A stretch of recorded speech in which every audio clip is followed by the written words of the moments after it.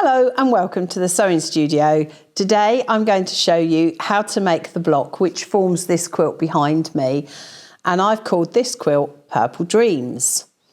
Have you ever looked at your stash of fabric and thought, I've got an awful lot of purple, much like I did, and decided that I needed to do something with it and not just keep collecting it? And I'm sure there's lots of you that are familiar with that concept.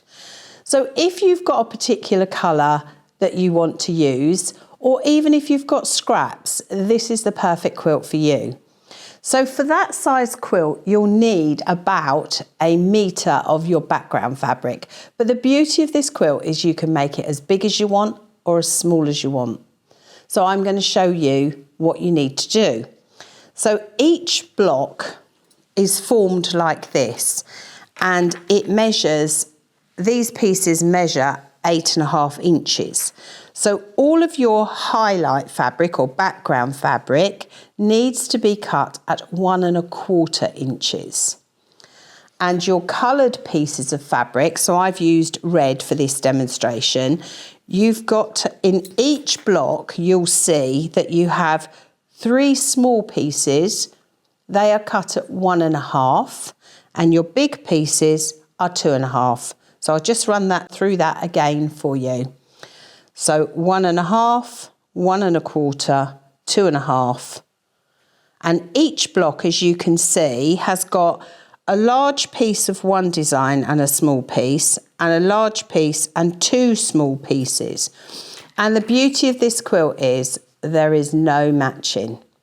In fact, you want it to be slightly offset because that gives it a much better look.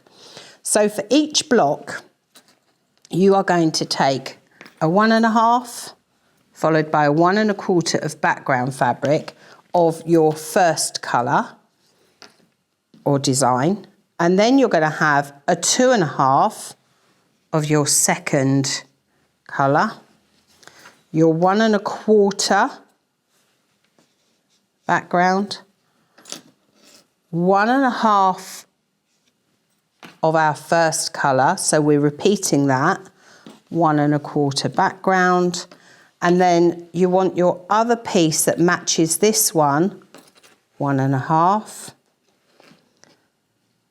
1.25, and then you want your other piece that matches this one, which is 2.5, 1.25. And you join all of those pieces together using a 1/4 inch seam.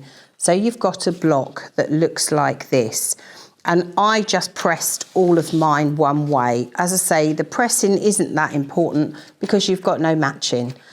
When you've sewn this block, this is how you're going to join them all together. So you're going to do it in rows, and you can put as many of these pieces together as you want to.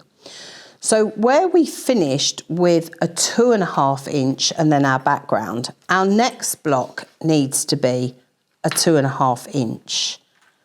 And then when we finished here on a smaller piece, our next block is then the smaller piece. So you repeat whatever your last one is. But when you come to do your next row, what you'll need to do is the opposite way round.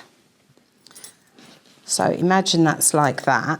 We're then going to put a 1.25 sashing on here, and I'll show you that when we go over to the quilt in a moment. And then underneath your sashing, you're going to attach your next row. So as you can see, this row starts with a skinny one and this one starts with a fatter one. And that's how you lay your quilt out. And you just keep going till it's as big as you want. You can put a border on it, you can put 2 borders on it. The choice is yours. So we're just going to go over and look at the quilt now, and we're going to talk about how it's been quilted. So as I said, your sashing is also 1.25 inches. And the beauty of this is they should all be slightly offset. So you've got nothing that matches up. So that's great, because we all worry about getting everything perfect. So that's what I love about this quilt. So as I said, you start with a fatter strip there and a narrower strip there, and you alternate them.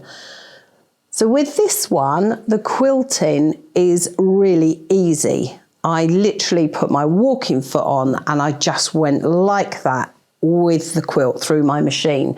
So I've got random wavy lines going all over the upward strips, and I really like that effect, and it was really easy to do. The border I've done the same as the sashing, and then I've put binding on.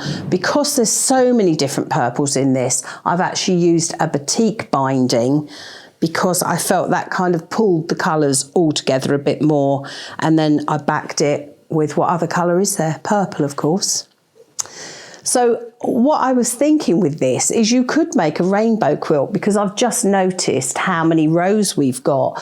So imagine if you do a whole row of red, orange, yellow, green, blue, indigo, violet, you would have a rainbow quilt.